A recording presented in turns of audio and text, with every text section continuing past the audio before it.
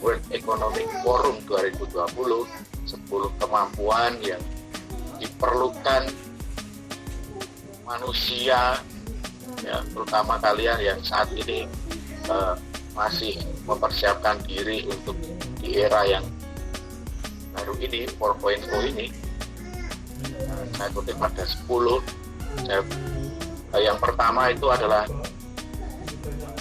mampu memecahkan masalah yang kompleks.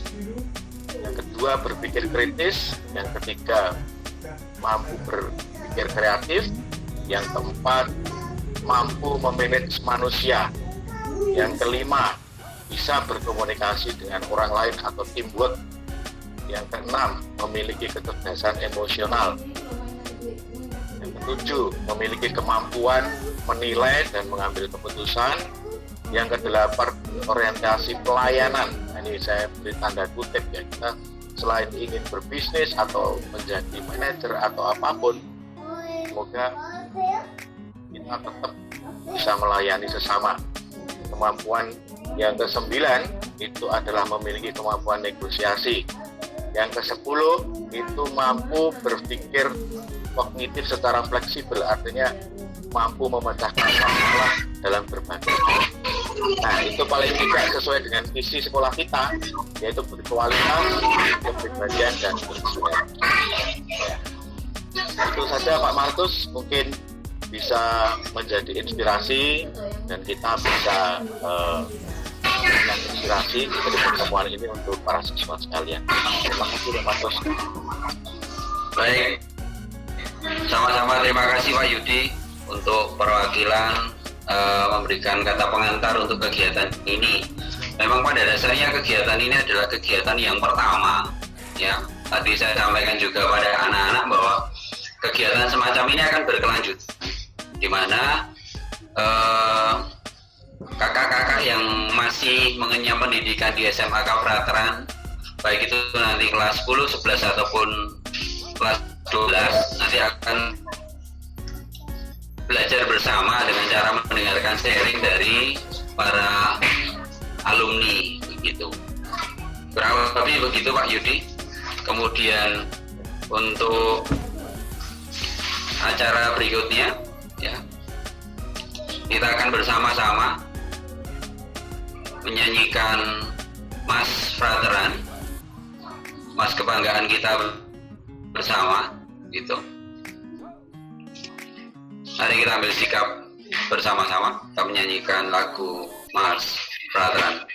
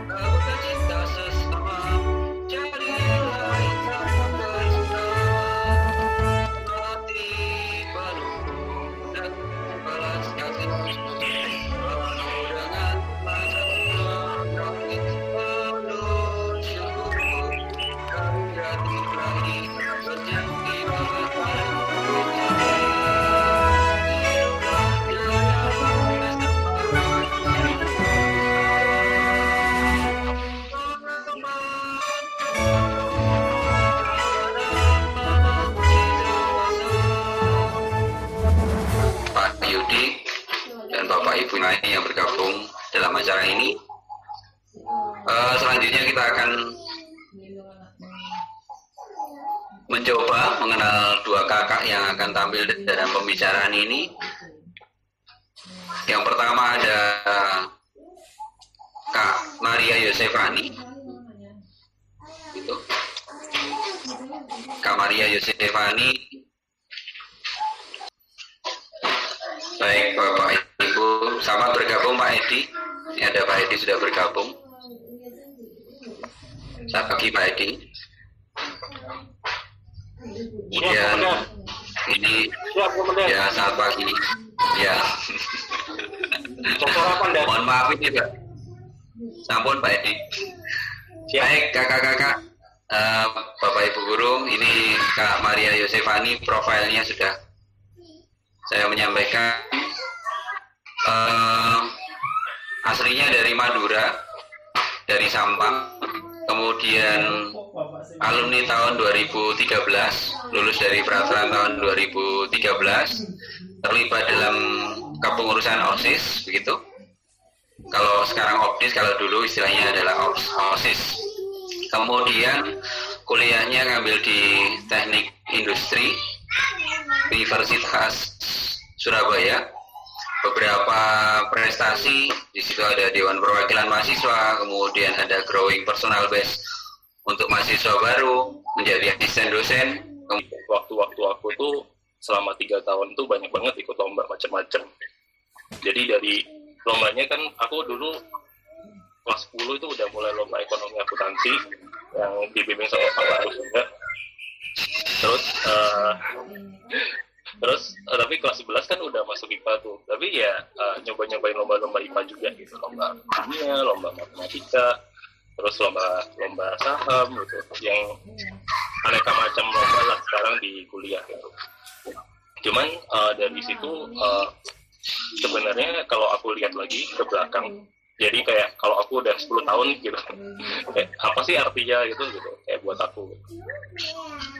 Kayak itu ternyata cara aku untuk memahami gitu, kayak aku tuh interestnya apa, aku tuh sukanya apa. Karena waktu SMA aku belum tahu aku tuh pengen jadi apa gitu. Kayak even waktu kuliah pun juga belum tahu sebenarnya. Jadi cuman disitulah aku jadi kayak ngetes gitu, kayak oh kalau aku setelah ikut lomba kimia gagal gitu, terus rasanya apa gitu, kayak aku suka pengen belajar lagi atau sebenarnya oke, ini aku sesuatu yang mungkin bukan buat aku gitu. Jadi itu banyak hal yang akhirnya aku kayak dapat exposure dari situ, dimana sebenarnya waktu aku akhirnya lomba akuntansi, lomba ekonomi itu kan aku dari kelas 10 gitu ya, bayangin kayak kelas 10 belum ngerti apa-apa, terus tiba-tiba kayak aku kebetulan waktu itu ada teman aku yang dari SMP, aku tahu suka ikut lomba juga gitu. Jadi kita kayak bareng-bareng, ya udah deh kita Pak Markus minta bimbingan gitu kan, belajar ekonomi dong gitu, belajar akuntansi gitu supaya bisa ikut lomba. Lomba pertama sih kayaknya gagal ya Pak Markus ya. Iya. Aku lupa sih lomba pertama itu di Malang ya Pak Markus. Di Malang kan jadi dari yang pertama menjadi peringkat yang terakhir itu Kak Yosef. Yang lomba di Muhammadiyah bukan sih? Pak Markus saya lupa, tapi memang memori yang di Pak Markus hanya di Brawijaya itu gitu. Brawijaya. Jadi lombanya kelas 10 itu aku udah ikut macam-macam sih, dan kayak ikutnya 4 kali kalau nggak salah. Terus ada satu yang akhirnya kayak lomba di mana ya, lupa aku, di BM atau apa gitu, yang akhirnya kayak beneran ternyata apa ya, yang aku dapat dari setiap lomba itu adalah walaupun kalah aku tuh progressing gitu. Jadi mungkin masuk kan, kalau lomba itu pasti ada penyisihan, terus ada babak semifinal, ada babak final. Itu pertama-tama mungkin kayak lolos cuma sampai penyisihan pertama masuk, terus lomba kedua sampai semifinal nih gitu, lomba ketiga iya nih mesti sampai semifinal. Tapi itu apa ya, jadi kayak aku ngerasa kayak ternyata aku setiap belajar itu ada progresnya loh gitu, ada hasilnya, walaupun hasilnya nggak bisa aku langsung ambil, nggak bisa aku langsung raih gitu. Dimana kelas 2 karena aku semakin terlatih dengan soal-soalnya, dengan konsep lombanya itu sendiri seperti apa, itu jadi makin terbiasa.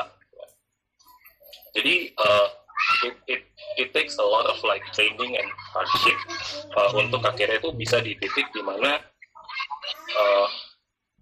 mulai ikut lomba itu akhirnya bisa kayak ternyata bisa loh kayak ngelawan dari sekolah lain gitu. Mungkin yang apa ya, kita mungkin ada yang kita anggap lebih tinggi misalkan gitu. Itu yang kayak sebuah hal yang ya butuh butuh butuh waktu, butuh effort, butuh komitmen supaya bisa nyampe situ.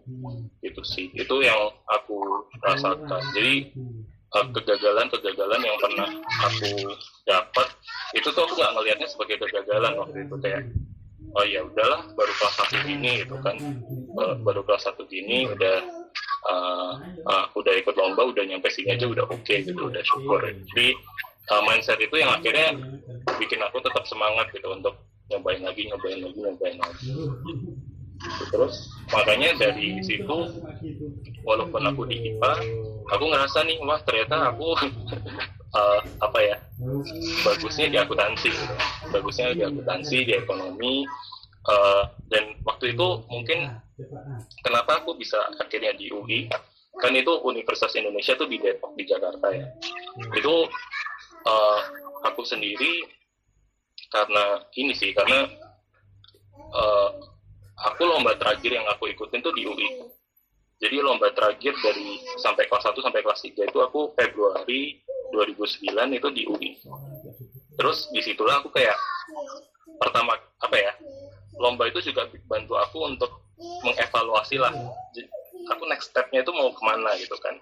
Terus ngelihat universitas yang aku ikutin semua gitu, kayak wah ternyata UI not bad ya gitu, kayak dari sisi lingkungannya, dari sisi akademisnya. Waktu itu kan ada panitianya juga kita sempat kenal gitu, oh ternyata panitianya baik-baik gitu kan. Itu yang kayak akhirnya bikin aku oke, aku nyoba aja deh gitu, nggak ada salahnya gitu, keterima gitu kan. Dari situ pasti kayak aduh ini jauh nih gitu.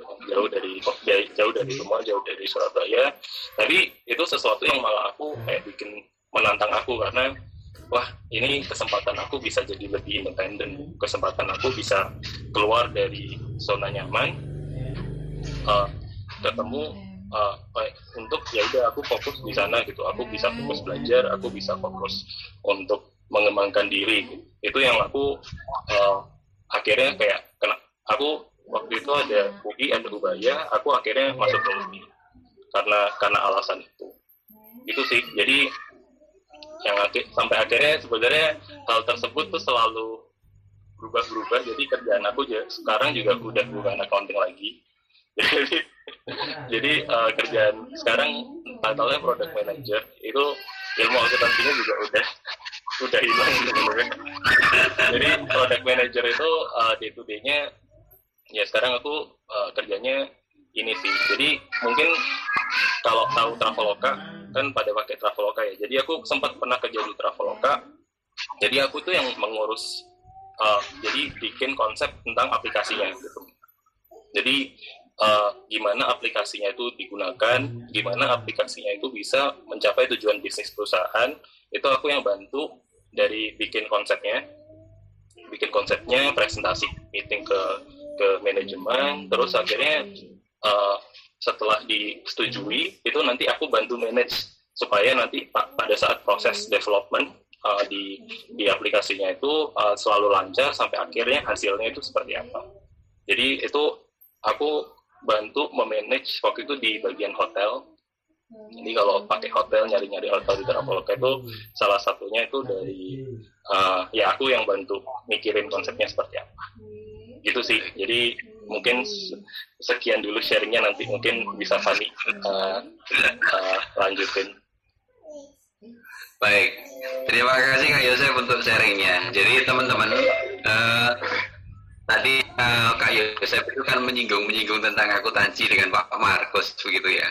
Jadi saya bisa katakan bahwa ada memori kecil yang selalu ada dalam pikiran Pak Markus. Jadi Kak Yosef ini adalah anak IPA ya, anak IPA yang kemudian mau belajar tentang ekonomi dan akuntansi. Saya masih ingat sekali bahwa ketika kelas 10 baru berjalan 2 bulan, Kak Yosef ini datang menemui saya, Pak Markus, saya mau belajar ekonomi akuntansi begitu. Ceritanya bukan itu dulu. Kelas 11 saya mau masuk ke jurusan IPA, Pak Markus. Nah, Pak Markus waktu itu kan mengajar ekonomi terus apa hubungannya dengan saya pikir begitu. Ternyata Kak Yosef ini mau belajar ekonomi akuntansi. Nah kemudian Pak Markus naluri saya sebagai seorang guru ekonomi muncul kan. Oh ini adalah anak yang langka, yang jarang sekali saya temui gitu. Langka sekali. Kemudian akhirnya materi ekonomi akuntansi kelas 10, 11, 12, kelas 1, 2, 3 itu dilahap habis dalam waktu 3 bulan. 3 bulan. Nah, ibaratnya 3 bulan itu adalah masa penempaan. Kemudian ibaratnya kalau dikatakan seorang pendekar itu dalam perguruan, kemudian setelah 3 bulan itu saatnya keluar eksplorasi diri. Kurang lebih begitu, teman-teman. Jadi nggak 3 bulan aja Pak, itu setelah 3 bulan kan masih banyak yang nggak tahu. Akhirnya ya kayak apa ya, misalkan setelah jam pelajaran gitu ya, akhirnya baca buku lagi gitu. Iya, lanjut lagi gitu Pak, supaya jadi lebih dalam lagi. Dan dari Kak Yosef ini apa, Pak Markus terkadang untuk bertatap muka itu hanya 5 menit teman-teman, 5 menit 10 menit di saat mau pulang atau di saat istirahat. Kak Yosef ini lebih sering belajar sendiri, bawa bukunya Pak Markus dipelajari sendiri di rumah. Baru kalau bingung baru tanya ke Pak Markus. Itu yang terjadi. Nah, sampai akhirnya ada titik di sana ikut OSN 2 kali, ya OSN 2 kali, dan ikutnya bukan pelajaran IPA, tapi ikutnya di ekonomi akuntansi. 2 kali itu dapat tembus dapat medali perak sekali, kemudian di medali perunggu sekali. Sehingga akhirnya masuk di perkuliahan pun juga ngambilnya jurusan akuntansi. Tidak tahu kenapa kok bisa ngambilnya ke jurusan akuntansi begitu. Jadi masukan buat teman-teman yang berada di IPA ya, teman-teman yang berada di IPA, apapun yang ada di depan kalian, ambil challenge itu, ya, begitu. Nah, kurang lebih begitu dulu dari saya dan Kak Yosef. Kemudian berikutnya dari Kak Fani. Kak Fani ini dari jurusan IPA juga, begitu. Bagaimana Kak Fani nanti akan menceritakan sendiri ya tentang keberaniannya, berani sejak dini, sejak SMA atau mungkin sejak SMP ya, dari Sampang kemudian memutuskan untuk memilih di Frateran menjadi Fratorian. Itu ceritanya bagaimana? Kak Fani bisa menceritakan. Silakan Kak Fani. Terima kasih Pak Markus. Selamat pagi Pak Edi, selamat pagi yang lain, teman-teman Fratorian semuanya. Lama banget ya aku nggak ke Frateran, udah lama banget. Ya, dari lulus sudah jarang banget ke Frateran ya. Kalau mau ditanya berani sejak dini, ya memang diapresiasi. Diri pertama yang harus kita lakukan adalah, apalagi saya anak rantau ya, tahu teman-teman semuanya ada yang anak rantau, adalah teman-teman berani untuk keluar dari zona nyaman teman-teman, dari tempat teman-teman untuk pergi ke Surabaya, masuk ke Frateran. Itu tantangan pertama sih, dan sebenarnya waktu SMP itu banyak sekali pilihan. Nah, teman-teman saya sendiri itu lebih banyak ke sekolah Santa Agnes, kayak gitu-gitu. Jadi, waktu itu benar-benar totally cuman saya sendiri yang masuk ke SMAK Frateran Surabaya. Kenapa kok mau masuk ke SMAK Frateran Surabaya? Karena waktu di tempat formulir, itu ada tulisan teman-teman. Sampai sekarang tuh saya sampai baca gitu ya. Nanti teman-teman kalau ingat, di depan itu ada tulisannya kalau Frateran is a place where individuals grow in heart, hand and mind with peace, love, and joy. Jadi kalimat itu tuh masuk banget gitu loh. Oh, ya udahlah, ini kayak tempat yang tepat gitu loh buat saya berkembang. Jadi saya memutuskan buat oke, aku akan masuk ke Frateran aja kayak gitu. Nah dari situ saya berkembang banyak sekali. Mungkin kalau misalkan Ko Yosef ini lebih ke arah ikut lomba dan sebagainya ya. Kalau Fani sendiri gak pernah ikut lomba aneh-aneh ya kan ya. Kalau waktu itu dulu waktu SMP itu kan saya aktif banget di pramuka. Kalau dulu di Frateran itu masih belum ada pramuka. Yang ada terkenal itu OSIS. Jadi saya coba-coba aja ikut OSIS kayak gitu. Nah setelah kelas 10 ternyata di kelas 10 keterima di OSIS. Waktu itu Pak Markus pembinanya. Keterima di OSIS bagian bidang 2 kalau nggak salah. bagian upacara yang upacaranya itu dilakukan cuma 2 kali selama setahun ya kan ya. Bayangin 2 kali setahun doang ya kan. Jadi ya udahlah ikut OSIS bagian itu. Habis gitu masuk ke penjurusan, naik kelas 10 ke kelas 11. OSIS masih sama yang tadi bidang 2. Nah di situ kan biasanya kalau dulu itu ada penjuruan itu loh, tes IQ tes, psikotes. Anda disarankan ke IPA atau ke IPS. Nah kalau Ko Yosep ini kan dia masuknya IPA tapi dia belajarnya IPS. Kalau saya disarankan ke IPS tapi menantang diri untuk ke IPA, ya gitu. Jadi kebalikannya Ko Yosep ini ya. Jadi kita kebalikan. Ini tidak men-estimate salah satu ya, tapi maksudnya itu waktu itu saya semua guru tuh bilang, termasuk wali kelas saya almarhum Bu Siska waktu itu bilang, Van, kalau kamu itu cocoknya tuh di IPS karena kamu tuh lebih cocok ke ekonomi, ke sosiologi, geografi kayak gitu-gitu kan. Terus saya pikir-pikir, nanti kayak kurang tertantang gitu loh, jadi ya udahlah saya putuskan untuk jadi IPA. Nah itu Bu Siska sedikit kaget sih waktu itu. Yakin kamu? Yakin Bu, udah masuk aja kan ya itu kan. Akhirnya masuklah ke IPA dan bener-bener tuh sengsara ya kalau di IPA tuh kan ya kan. Pulang sekolah langsung les gitu kan, belum lagi ketambah dengan tugas OSIS. Nggak taunya waktu pergantian OSIS baru ditawari lah sama Pak Markus. Fani mau nggak jadi calon ketua OSIS? Nah tuh bingung kan, udah jadi IPA jadi calon ketua OSIS lagi. Yaudahlah Pak, maju aja kan gitu kan ya, maju aja. Ternyata waktu pemilu kepilih lah jadi ketua OSIS waktu itu. Sekarang OPDIS ya, jadi ketua OSIS Prateran. Siapa sangka gitu kan ya, anak desa ya jadi ketua OSIS ya kan ya. Terus harusnya anak IPS jadi anak IPA kan gitu kan. Bagaimana pusing sekali kan. Jadi ya udah saya lakukan aja, jalanin aja ya kan, walaupun banyak tekanan kiri kanan, dimarahin guru kiri kanan, tetap aja senyum aja, lanjut aja kan gitu kan sampai lulus. Nah di kelulusan tuh juga bingung mau masuk mana. Hati nurani sih bilangnya masuk hukum, tapi kok sayang ya udah belajar fisika susah-susah, matematika susah-susah kan gitu kan, sayang amat ya kan ya. Akhirnya ketemu jurusan teknik industri. Ya udah akhirnya masuklah ke teknik industri. Kenapa teknik industri? Karena di situ belajar IPA tapi juga ada IPS-nya kayak gitu. Jadi combine gitu antara IPA dan IPS. Akhirnya saya masuk ke teknik industri Ubaya. Setelah lulus ya kan ya. Setelah lulus jiwa berani ini tetap ada. Jadi mulailah dengan melancong ke negeri seberang ya kan ya, ke Taiwan waktu itu, coba-cobain ikut kelasnya teman-teman. Dari situ bukan keterusan belajarnya tapi keterusan jalan-jalannya. Akhirnya saya beberapa kali udah sering backpackeran sendirian, cewek ya kan ya, backpackeran sendirian. Akhirnya saya memutuskan tahun 2017 untuk membuat tour and travel saya sendiri gitu. Jadi dari tahun 2017 hingga sekarang enggak karena pandemi ya kan. Itu saya sering bawa orang, jadi setiap bulan saya pasti keluar untuk bawa orang-orang keliling, mereka mau kemana aja saya ladenin kayak gitu. Jadi itu sih berani menurut saya gitu ya, jadi berani menantang diri sendiri teman-teman. Jadi walaupun teman-teman dijudge nggak bisa, kalau saya semakin ada orang yang bilang saya nggak akan bisa, malah saya akan lakukan itu. Sama, kamu nggak bisa di IPA, gue pasti masuk IPA. Kamu nggak bisa, oh ya ada cerita lagi waktu di Ubaya itu, saya kan kepilih jadi ketua senat nih ceritanya, ketua senat.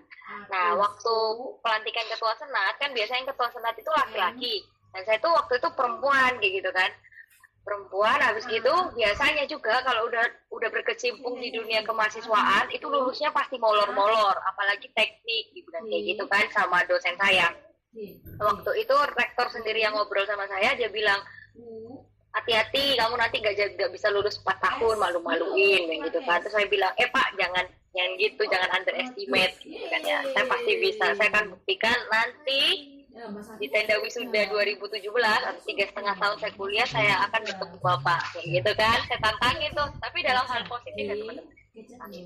Akhirnya beneran 2017 lulus cum laude lagi gitu kan ya. Jadi saya mau buktikan bahwa apa yang dikatakan oleh mereka itu salah. Kalau yang sebelumnya ketua senat itu pasti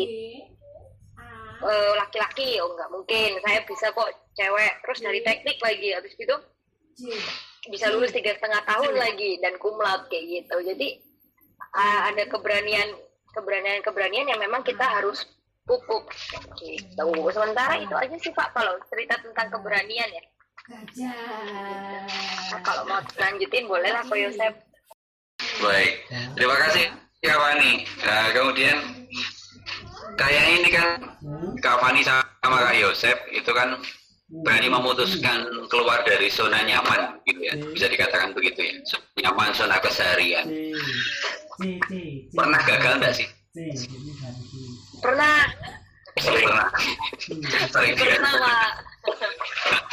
Kegagalan yang sangat apa itu bisa dikatakan satu momen kegagalan yang sangat terasa sekali itu bisa disaringkan.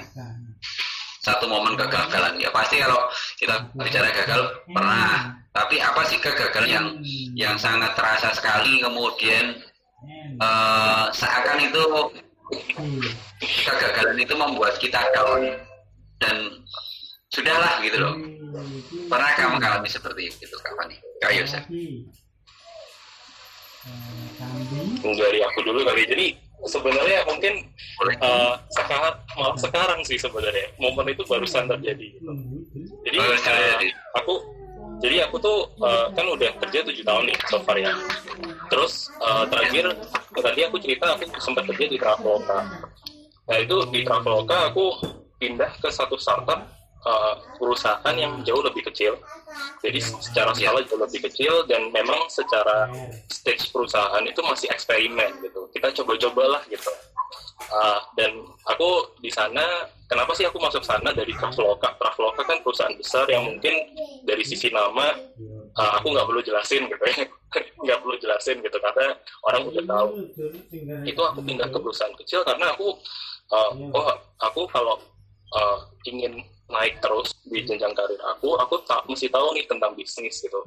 Cara bisnis itu kayak apa, cara ngambil keputusan bisnis itu seperti apa, cara bikin ide bisnisnya seperti apa, cara bikin sistemnya seperti apa. Itu tuh aku ngerasa aku mesti ke perusahaan yang lebih kecil.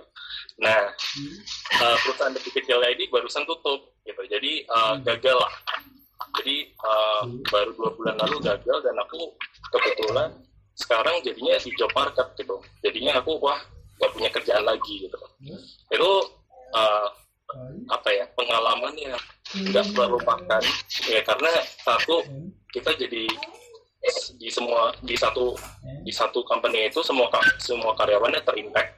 Jadi dari atas sampai bawah itu terimpact semuanya.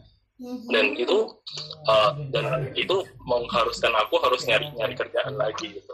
Nyari kerjaan di bulan kayak gini, di masa pandemi yang susah banget gitu kan untuk nyari kerja gitu.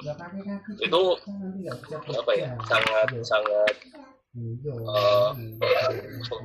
istilahnya sangat bikin aku bukan terpukul sih, lebih kayak worry-nya sangat tinggi, anxious banget, kayak khawatir lah ini aku dapat kerjaan atau enggak. Dan so far sih jadi setelah kemarin April kan, jadi April tuh baru tutup ya, aku nyari kerjaan gitu. Nyari kerjaan ternyata nggak gampang, itu kayak susah banget.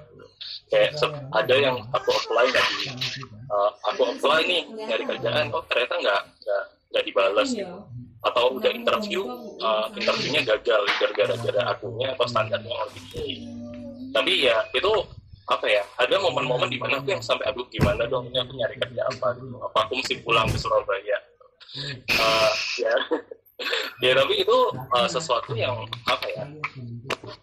ya kita ada dua hal sih yang menurut aku ya akhirnya ada suara feedback kayak ini. Sorry suaranya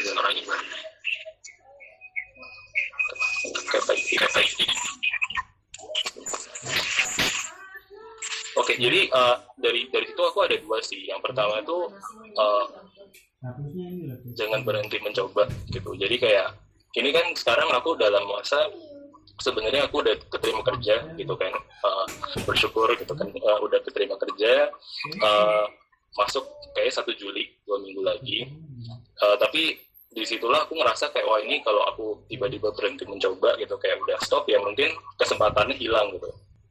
Kesempatan yang ada di depan mata itu bisa jadi hilang kalau kita nggak ambil. Terus yang kedua, kalau memang dalam kondisi gagal, sedih itu wajar banget. Kayak pasti kayak kalau udah ingin sesuatu gitu ya, kayak terus nggak dapet tuh pasti kecewa kan. Kayak mau marah, ada yang bisa marah, ada yang bisa nangis, ada yang diem gitu kan. Pasti respon tuh macam-macam dan itu keluarin aja gitu.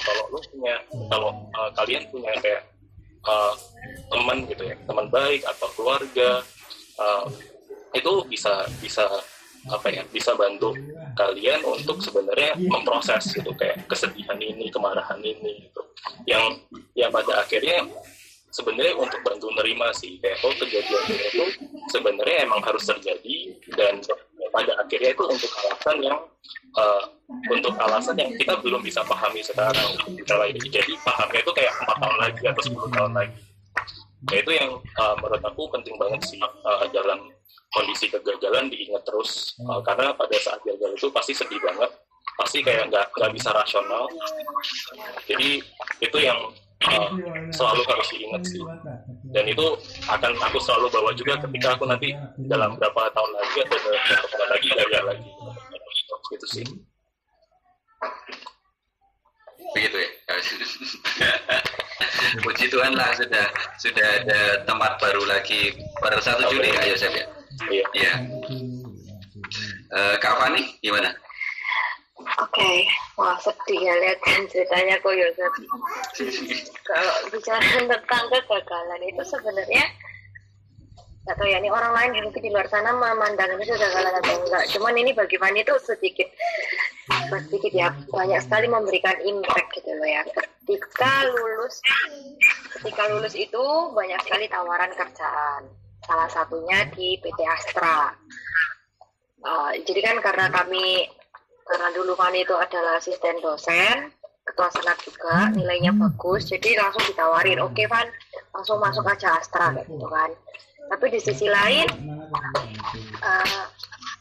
ada PT Sampurna yang menawarkan saya bagaimana kalau saya tuh kembali ke perusahaan keluarga saya dan membangun perusahaan keluarga saya mulai dari yang dulu benar-benar tradisional, ayo kita kembangkan itu Van. Itu dilema sih, waktu itu dilema banget. Waktu itu akhirnya aku memutuskan untuk aku akan balik ke Madura membangun keluarga kayak gitu kan. Nah saat itu penuh dengan hujatan, jadi semua teman-teman di kalangan senator, terus di kalangan dosen-dosen itu semua pada menghujat gitu loh. Kamu dari Madura pergi jauh-jauh ke Surabaya, sekolah pintar-pintar, keterima kerja di Jakarta, kenapa harus balik lagi ke Madura kan gitu kan ya, mau jadi apa dan sebagainya. Itu digunjing itu loh, itu rasanya gak enak sekali, bayangkan ya, gak enak banget gitu loh, gak enak banget. Tapi aku tetap aku tuh second kontrak sama Sampurna, aku kan balik kayak gitu kan. Nah ini momennya itu terjadi pada saat 6 bulan setelahnya itu wisuda. Jadi kan ada teman-teman yang belum lulus 3,5 tahun kan, lulusnya 4 tahun. Nah di situ kan saya datang ke teman-teman saya. Nah bayangin ya Pak, itu tuh teman yang kerja kantoran itu datang ke kampus ke wisudaan itu pakai baju rapi, super rapi kan gitu kan ya, kaki gitu kan, ada yang berjas gitu kan, pamer, saya jadi MC, saya jadi ini, bayangkan ya, Fani cuma pakai kaos biasa gitu ya, kayak biasanya gitu loh Pak, kayak biasa nih gitu kan. Terus teman-teman tuh cuma ngeliat, lalu kerja apa? Ketua senat gak kerja apa-apa, kayak gitu loh ngomongnya. Astaga, itu terpukul sekali sih, kayak what? Gitu kan, maksudnya apa kan gitu kan ya. Aduh, tapi kan aku cuman Markus tahu Fani kan ya, jadi kalau meskipun digituin aku cuma ketawa gitu kan. Ya udah lantar aja dilihat. Sejak itu saya sendiri benci yang namanya datang ke acara reunian. Ya kan, jadi waktu saya mau pesan, aku gak mau datang lagi lah ke acara reunian apalagi gitu kan. Karena aku waktu itu masih memang belum berprogres apa-apa, karena memang tahap inisiasi awal 6 bulan itu isinya apa ya, berantem sama papa mama, big boss kayak gitu kan ya. Gimana caranya saya anak baru lulus gitu kan yang mentransfer knowledge saya buat mereka, itu cukup membuat saya sedikit gak berprogres apa-apa selama 6 bulan itu. Nah kemudian setelah mencapai titik terang ya kan, di tahun 2018 kayak gitu, akhirnya kami memutuskan untuk papa mama itu percaya gitu, ya udahlah coba lalu lakuin dulu lah setahun 2 tahun gitu. Papa mama lihat progresnya, dan ternyata beneran aku bener-bener bikin sistemnya, create sistemnya berdasarkan ilmu yang udah aku dapat. Aku create sistemnya, aku bikin laporan perkembangannya, ternyata omsetnya naik sampai 10 kali lipat. Setelah naik sampai 10 kali lipat, hari ini yang dulunya cuma toko kecil itu Pak, sekarang udah jadi CV Pak. Jadi udah saya CV-kan kayak gitu. Jadi sudah saya CV-kan dengan nama saya sendiri dan papa saya, di mana saya sendirinya papa saya itu jadi pengawasnya doang gitu kan. Nah, di sini kami berlomba akhirnya saat ini tuh saya bisa membuktikan gitu loh, kalau kamu yang kerja yang kemarin datang gitu pakai baju rapi-rapi tuh belum tentu sampai sekarang pun bisa happy kayak gitu loh. Mungkin dulu saya malu, tapi sekarang saya nggak malu gitu loh, meskipun saya nggak bisa pakai dasi kayak mereka untuk datang ke reunian gitu, tapi saya nggak malu untuk datang lagi karena saya udah berhasil membangun perusahaan saya sendiri gitu. Meskipun waktunya lebih lama dari mereka, kalau mereka kan cepet banget tuh Pak, langsung jadi MT manager, langsung dari ini. Kok saya tuh butuh proses yang cukup lama kayak gitu loh. Tapi sekarang puji Tuhan itu sudah bisa running, terus sekarang sudah offline dan online ya kan. Sebenarnya online itu sudah saya prediksi dari 2017, jadi saya membangunkan sistem secara online dan sebagainya. Papa saya masih online nggak mungkin masuk, ternyata pandemi 2020 kepake gitu kan ya, kepake semua ilmu saya kepake, dan ya semuanya bersyukur, semuanya tetap running. Ketika teman-teman di luar di samping kanan kiri itu bilang waduh susah ya pandemi, nah di saat ini malah saya keteteran gitu loh, kerjaan semakin banyak, semakin runningnya semakin cepet gitu loh, pemasukan semakin banyak. Jadi praise the Lord gitu loh, itu sudah waktu 3 tahun baru kita membuktikan gitu. Baik, terima kasih, ceritanya panjang. Gitu ya, yang pasti harus berani karena keluar dari zona nyaman